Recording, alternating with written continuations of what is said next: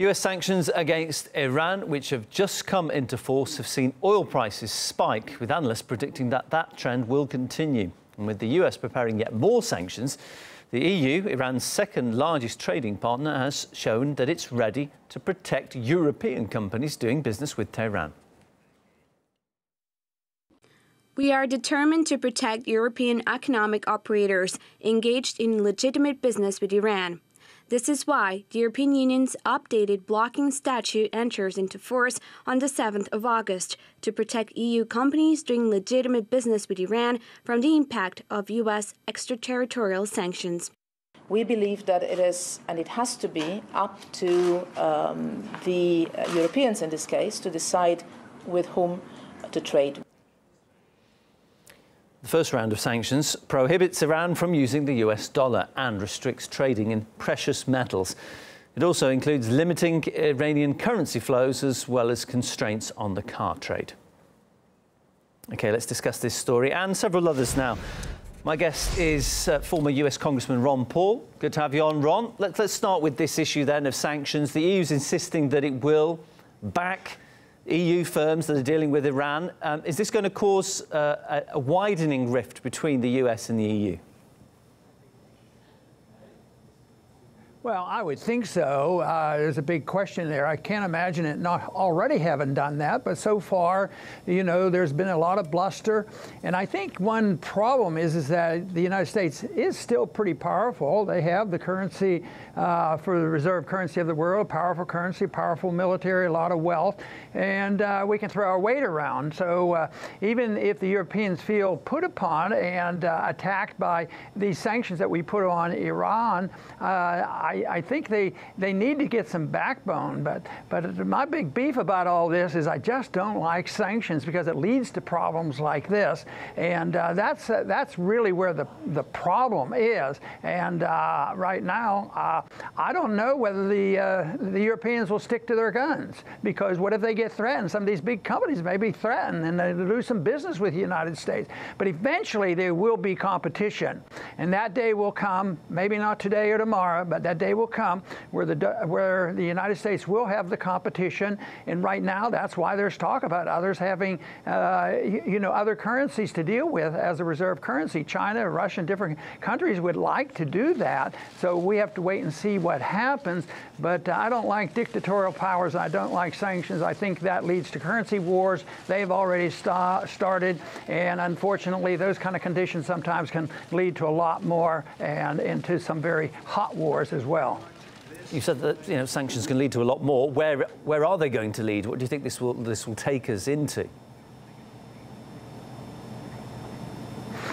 Well, I think first we'll see shortly whether the Europeans stick to their guns. If they back down, then they're going to be around for a while. But if they stick to their guns, I think the United States would have to adjust their policies a bit, because how are they going to enforce that? If China and Russia and other countries and India, they do business with Iran, well, how are we going to punish them? We've already been doing a lot of that. What are we going to do? Put more sanctions on Russia? We continue to do that, but eventually that runs out of steam. But the one thing that I hope we can call attention to is the fact that this doesn't always end well. It ends badly, and long term, sometimes it lasts a long time. I think of how long we've had sanctions and with Cuba, and it lasts a long time when you're powerful. But this is a lot bigger than having our sanctions on Cuba. This is a big deal, and I think in time people are going to realize that we might have to adjust because there's the other countries are going to not tolerate what we have done.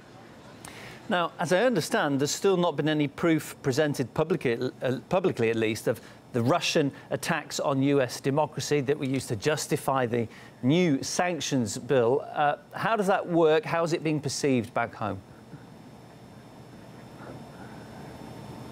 Well, you know, the warmongers, the people who want sanctions and everything that Russia does is bad, they're really in charge with our media, and they have really basic control, you know, in the Congress. Now, the president basically has been more sympathetic, but imagine the pressure is getting to him so that he sort of comes across as on again, off again.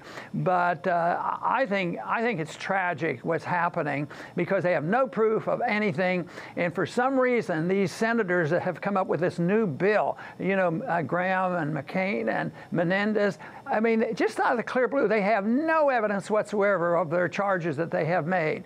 And you know, I look at the world like none of us are perfect. All the countries have their shortcomings, but I think the responsibility for shortcomings should be their own country. So we come up short in many ways. I think that my job is to try to point that out so that we can change policy. But this idea of just blaming other countries and it's all somebody else's fault, and what we have to do is put on sanctions, and then when they retaliate, we think, oh, the world's coming to an end. They don't have a right to do that. We have to punish them. I think it's a very, very bad foreign policy. And of course, I, as a libertarian over the years in Congress, I advocated a non-interventionist foreign policy. I just think we should be out of this business. And if you want to talk with people, fine, talk with people and work with people. So I liked it, you know, when Trump and Putin would talk, and I was sorry when the invitation for Putin was removed. I think talking is good. I was in the military in 1963, and I was glad that Kennedy talked to Khrushchev. We need to talk to each other, and that means by talking to each other, you ought to just get rid of all the sanctions and not pretend that we can run the world the way we have. Well, you say talking is good. I think it might depend on what's said. Let's chat, if we may, about Twitter's new war on hate speech. As I understand, several libertarian figures have fallen victim of that. Where are we going with this, Ron? Well, that's a good question, because that is a real mixed bag. The social media, in one sense, is a real delight. There's a lot of information out there. I have benefited by it. But it originated with a lot of government assistance, and the biggest role that social networks play is working with the government and giving the government the information. They do the work for the NSA. So it's a mixed bag. They call themselves private companies. The libertarians say, we don't regulate private companies, and yet it's so mixed. So I hope, the only thing I can hope for under these conditions is that maybe you know, the market will devise something that can become an alternative. But when you look at the strength and the power and the regulation of speech, and indirectly we're talking about the government, and the reason that I think happens is that you get accused of treasonous activity and treasonous speech, and because in an empire, treason is in an empire lies, the truth is treason. So when people blurt out the treason on the internet, it's not like they're saying something mean and ugly. It's the things challenging the status quo is what they can't stand, and it unnerves them. So they have to silence people. So it's more likely for an individual like myself to be silenced because I represent a challenge to the status quo. But if anybody understands our First Amendment, the First Amendment isn't there to talk about the weather. The First Amendment is there for us to be able to challenge our government. But if we do that now, whether it's direct regulation from the government or indirectly through social media, we have a real challenge. I'm just hoping that technology can stay ahead of it all, and that we can have alternatives to the dependency on Twitter and these other companies that have been working hand in glove with the government. Well, some critics are saying that these new policies of Twitter expose it as being a project of the Democratic Party. Do you think there's any truth to that?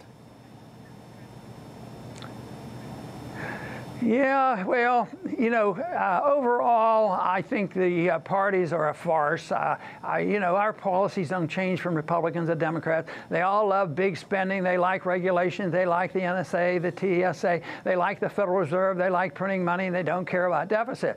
But when it comes to power, there's a big struggle. Who gets to pull the switches and pass out the money? Then they fight and fume. So there is this partisan fight that goes on. And obviously, you know, we've heard heard about this. It amazes me that the only thing that comes of it is that there's charges against Russia for taking control of our elections, and it's all about Trump, and yet it hasn't been looked at carefully enough that maybe the other side had an axe to grind too, and the Democrats were probably more involved than the Republicans. But I think all of that is just a mess that we don't need, and I think if the world were put together more on a libertarian viewpoint, there wouldn't be this need, and there wouldn't be this contest with each other. But it is pretty vicious, is the way I see it, and it goes now into our universities, on the streets, and people are getting angry and upset, and there just shouldn't be any reason for that. But it's the fact that if some of us, tell the truth about our government, they call us treasonous and that we're speaking out of line, and they would like to punish us. And I think that's part of what's happening with the social media. Ron, you'll always be welcome to speak freely here on RT. Many thanks for your time. A pleasure to speak to you once again. Ron Paul, my guest, former US Congressman.